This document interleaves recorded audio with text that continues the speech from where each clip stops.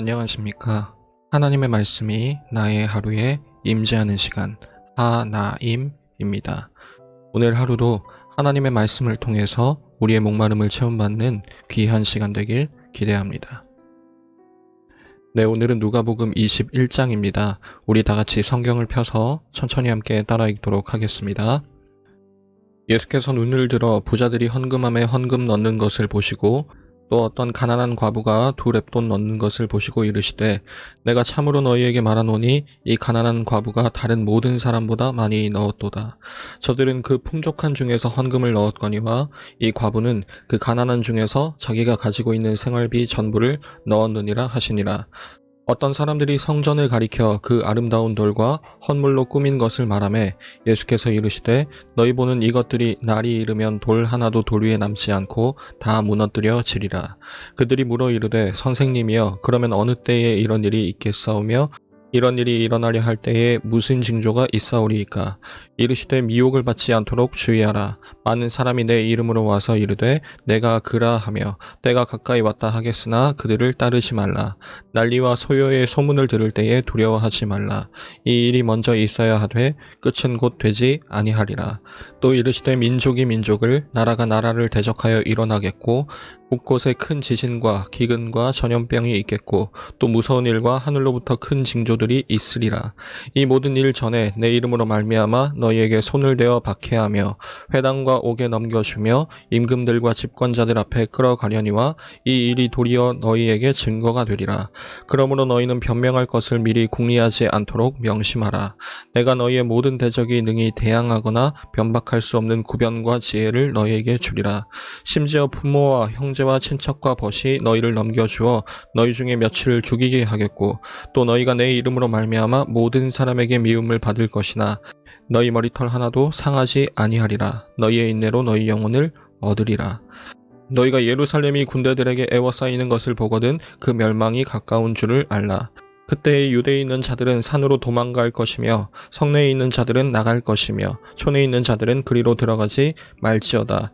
이 날들은 기록된 모든 것을 이루는 징벌의 날이니라. 그날에는 아이 벤 자들과 젖먹이는 자들에게 화가 있으리니 이는 땅에 큰 환난과 이 백성에게 진노가 있겠음이로다. 그들이 칼날에 죽임을 당하며 모든 이방에 사로잡혀 가겠고 예루살렘은 이방인의 때가 차기까지 이방인들에게 밟히리라. 1월 성신에는 징조가 있겠고 땅에서는 민족들이 바다와 파도의 성난 소리로 인하여 혼란한 중에 곤고하리라. 사람들이 세상에 임할 일을 생각하고 무서워함으로 기절하리니 이는 하늘의 권능들이 흔들리겠습니다. 그때 사람들이 인자가 구름을 타고 능력과 큰 영광으로 오는 것을 보리라. 이런 일이 되기를 시작하거든 일어나 머리를 들라. 너희 속량이 가까웠느니라 하시더라. 이에 비유로 이르시되 무화과 나무와 모든 나무를 보라. 싹이 나면 너희가 보고 여름이 가까운 줄을 자연히 아나니 이와 같이 너희가 이런 일이 일어나는 것을 보거든 하나님의 나라가 가까이 온 줄을 알라. 내가 진실로 너희에게 말하노니 이 세대가 지나가기 전에 모든 일이 다 이루어지리라. 천지는 없어지겠으나 내 말은 없어지지 아니하리라.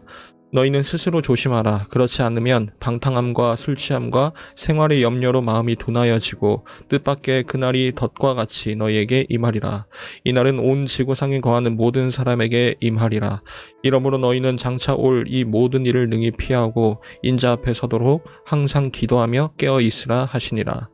예수께서 낮에는 성전에서 가르치시고 밤에는 나가 감람원이라 하는 산에서 쉬시니 모든 백성이 그 말씀을 들으려고 이른 아침에 성전에 나아가더라. 여러분, 우리는 지난 19장 마지막 부분에서부터 예수님께서 예루살렘으로 들어오셔서 여러 일들과 말씀들을 하시는 부분을 우리가 살펴보고 있는 중이죠. 종교 지도자들이 계속해서 예수님을 책잡으려고 하지만 그때마다 연전연승을 하시는 예수님을 바라보면서 백성들은 환호하기 시작했습니다. 당장 어제 20장까지만 하더라도 아니 오늘 21장의 2렙돈 헌금한 과부의 이야기를 통해서도 예수님을 향한 그 수많은 백성들의 지지는 아주 굉장했고 그 백성들로 인해서 예수님을 정말 죽이고 싶어하는 저 종교 지도자들이 예수님께 흠집 하나 낼 수 없음을 우리가 보고 있는 중이죠. 그런데 여러분, 저는 오히려 이런 분위기 때문에 더 예수님의 죽음이 혼란스럽게 다가왔습니다. 불과 일주일간의 짧은 기간이고 성경상으로는 불과 한 장 건넌 22장입니다. 불과 그 얼마 안 되는 짧은 틈 사이에 정말 당황스러울 만큼 예수님이 아무렇지도 않게 잡히시고 언제 그랬냐는 듯 사람들에게 조롱받으십니다.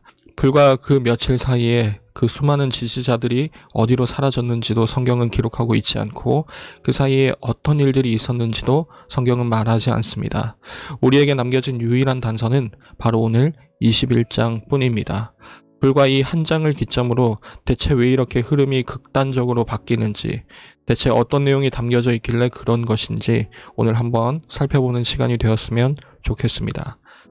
먼저 결론부터 말씀드리자면 오늘 21장에서 백성들은 등장하지 않습니다. 예수님의 말씀에 그 백성들이 어떻게 반응했는지 그들의 표정 변화를 하나하나 묘사하는 것은 분명 아닙니다.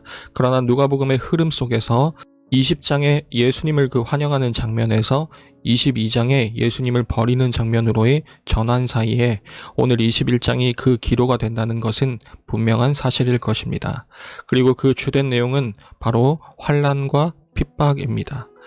사실 이 본문의 내용에 관해서는 일전에 마태복음 24장과 마가복음 13장에서 미리 다루었었죠. 본문에 관한 구체적인 설명은 그 부분에 잘 다뤄놓았으니까 묵상 이후에 다시 한번 참고하시는 것도 좋을 것이라 생각합니다. 어찌됐건 지금 예수님께서 제자들에게 말씀하시는 것은 이 안전할 것 같은 예루살렘 성전이 완전히 무너질 것이고 그러나 그것이 끝은 아니라는 말씀입니다. 요컨대 사람들이 믿고 있었던 것의 파괴, 안전을 보장받을 수 있으리라 생각했던 그 대표격이 돌 하나도 돌 위에 남지 않고 흔적도 없이 사라진다는 거죠. 있었던 적도 모를 정도로 완전 망하게 될 것이지만 그게 끝이 아니라 인자가 후에 다시 올 것이고 그제야 비로소 끝이 온다는 것을 지금 예수님께서 말씀하시는 겁니다. 그런데 여러분, 바로 이 부분이 문제라는 겁니다. 우리는 알고 있죠. 지금 대중들이, 수많은 백성들이 예수님께 무엇을 기대하는지 말입니다. 더 강함, 더 뛰어남, 더 훌륭한 그 모습. 더군다나 지금은 6월절이 가까운 날입니다. 압도적으로 강하고 아름다운 이 예루살렘 성전에서 하나님의 구원을 노래할 그 날이 다가오고 있는 겁니다. 사람들의 마음은 한껏 고양돼 있고 들떠 있습니다. 사람들이 원했던 것은 그런 대단한 때와 대단한 장소에 어울리는 대단한 인물이었던 거죠. 그런데 예수님은 지금 이 예루살렘이 그들이 믿고 있었던 이 기쁨과 평화의 토대가 하나도 남김없이 다 망할 것을 말씀하고 계시는 겁니다. 말하자면 지금 예수님이 전하는 이 메시지를 기점으로 대중들의 시선과 하나님의 시선이 충돌하게 된다는 것이죠. 서로 다른 것을 기대하게 될 것이고 서로 다른 것을 원하게 될 것입니다. 사실 어제도 크게 드러나진 않았지만 우리는 이 부분이 있었음을 알 수 있었습니다. 포도원 품꾼 비유에서 포도원으로 대변되는 예루살렘에 위협이 일어나고 안 좋은 일이 일어나게 될 것을 말씀하니까 그 비유를 듣던 백성들이 어떻게 반응했었나요? 그렇게 되지 말아지이다. 그렇게 돼서는 안 된다는 거죠. 이곳만큼은 아름다워야 되고 안전한 상태로 흔들리면 안 된다는 거겠죠. 그런 그들에게 예루살렘이 망하겠지만 이게 끝은 아니라는 말이, 그런 예수님의 메시지가 과연 위로가 되겠습니까? 그렇다면 여러분, 이제 그 질문을 오늘날 우리에게 갖고 와 봅시다.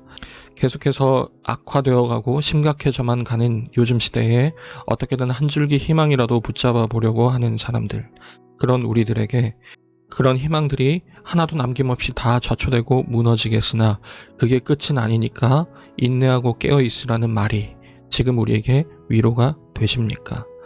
오늘 16절부터는 이렇게 기록되어 있습니다. 심지어 부모와 형제와 친척과 벗이 너희를 넘겨주어 너희 중에 며칠 죽이게 하겠고 또 너희가 내 이름을 말미암아 모든 사람에게 미움을 받을 것이나 너희 머리털 하나도 상하지 아니하리라. 여러분, 심지어 죽음에까지 이르게 되겠지만 그러나 너희는 그 머리털 하나도 상하지 않는다는 도무지 이해할 수 없는 이 말씀. 물론 이 말뜻이 하나님의 시야와 손길을 벗어나 일어나는 게 하나도 없이 다 하나님의 뜻 아래 이루어진다는 의미임을 우리는 머리로는 잘 알고 있지만 이것을 정녕 우리의 위로로 삼을 수 있는가는 전혀 다른 문제일 것입니다. 그렇기에 더더욱 우리는 이렇게 기도해야 하겠습니다. 이럴 때일수록 하나님의 시선과 우리의 시선이 충돌하지 않고 하나님의 시선에 우리를 맞출 수 있도록 주님의 도움을 간구해야 하겠습니다. 당장 다음 22장부터는 하나님의 시선과 사람들이 원하는 그 시선이 충돌된 결과가 나옵니다. 등장하는 모든 인물이 자기가 원하는 바대로 움직이게 됩니다. 그리고 바로 그 충돌의 현장에서 예수님께서는 죽음을 맞이하게 되시고 그 죽음으로 인해서 어떤 시선이 옳았는가를 증명해 내실 것입니다. 그러니 우리 사랑하는 중고등부 여러분, 시시각각 어려워지는 요즘을 살아내면서 우리의 시선이 흐트러지지 않도록 그 믿음을 회복시켜 달라고 기도했으면 좋겠고, 주님 다시 오실 때까지의 하루하루를 더욱 신실하게 깨어 있을 수 있도록 그렇게 도와달라고 기도할 수 있었으면 좋겠습니다. 매일 저녁 9시 하나님의 말씀이 나의 하루에 임재하는 시간, 오늘은 이것으로 마치도록 하겠습니다. 모두들 평안한 밤 되시기 바랍니다.